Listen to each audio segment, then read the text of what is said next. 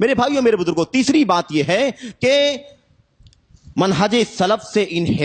انحراف کسے کہتے ہیں؟ انحراف حرف جو آپ سنتے ہیں نا، لفظ حرف کے معنی، اور اسی طریقے سے بہرحال انحراف تک خلاصہ اس کا یہ ہے، انحراف کے معنی ہوتے ہیں مائل ہو جانے کے، وَمِنْهُمْ مَن يَعْبُدُ اللَّهَ عَلَى حَرْفٍ، کچھ لوگ ایسے ہیں جو ایک طرف ہو کر کے اللہ کی عبادت کرتے ہیں،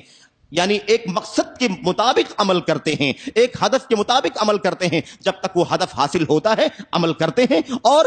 جب وہ ہدف نہیں ملتا ہے، مقصد حاصل نہیں ہوتا ہے، اللہ کی عبادت نہیں کرتے ہیں، مرتد ہو جاتے ہیں۔ قرآن کریم میں ایک سیاق میں اس بات کا ذکر آیا ہوا ہے، اور اللہ رب العالمین نے فرمایا یحرفون الکلم من بعد مواضعہ،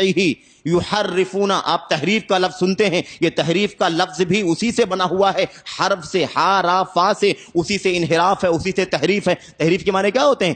کسی چیز کا جو معنی اور مفہوم ہے، سیدھا سادہ مفہوم ہے، اس سیدھے سادے مفہوم کو بگاڑ کر کے دائیں طرف چلے جانا، بائیں طرف چلے جانا، بگاڑ کر، چاہے لفظ کو بدل کر کے اصل سے ہٹ جانا، یا اس کے مفہوم کو، اس کے معنی کو، اس کی تفسیر اور وضاحت جو کچھ سیدھے طور پر سمجھ میں آتی ہے، اس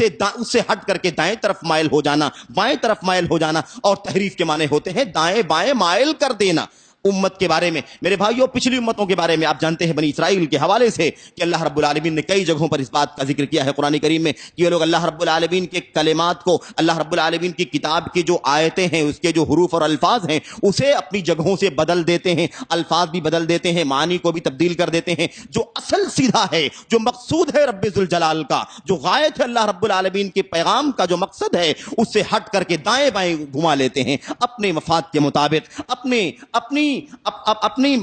مقصد اور اپنی غرض و غایت کے مطابق، اپنی ذاتی فائدے کے مطابق دائیں بائیں اسے گھما لیتے ہیں، مائل کر لیتے ہیں۔ تو الغرض میرے بھائیوں، انحراف کے معنی ہوتے ہیں دائیں بائیں مائل ہو جانا، اور تحریف کے معنی ہوتے ہیں اسے اصل سے دائیں بائیں گھما دینا، یہ معنی ہے انحراف کا۔ انشاءاللہ تبارک و تعالی ہم دیکھیں گے کہ آخر اسباب انحراف کیا ہیں، کس سبب سے، کن وجوہات کی بنیاد پر لوگ سیدھے سادھے منہج، سیدھے سادھے راستے جس پر اللہ کے نبی محمد الرسول اللہ صلی اللہ علیہ وسلم نے امت کو چھوڑا تھا، کیسے بھٹک گئے، کن بنیاد پر گمراہی آئی، کن بنیاد پر وہ دائیں بائیں مائل ہوئے، کن بنیادوں پر فساد اور بگاڑ آ گیا ان کے منہج کے اندر، ان کے راستے کے اندر میلان آ گیا، وہ اصل سے ہٹ کر کے دائیں بائیں چلے گئے۔ انشاءاللہ تبارک و تعالی یہ بات آ رہی ہے۔ دوسرا نقطہ یہ تھا کہ ہمیں یہ دیکھنا ہے کہ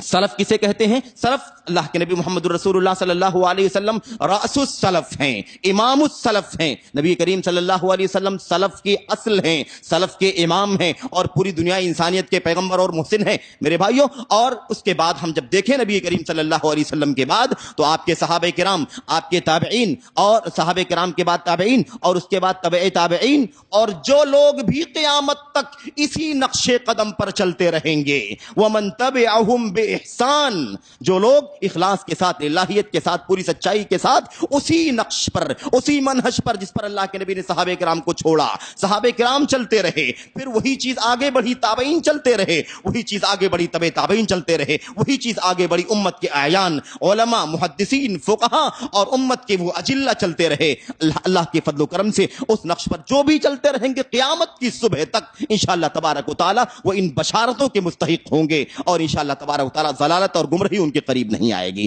تو یہ ہے سلف۔ اور اب یہ بتانا ہے مجھے کہ سلف کے منہج پر ثابت قدمی کیسے ہو سکتی ہے، سلف کے منہج پر کیسے ہم قائم رہ سکتے ہیں مستقل طور پر ثابت قدمی کے ساتھ، اور ہم کیسے مستقل طور پر اس پر قائم رہ سکتے ہیں،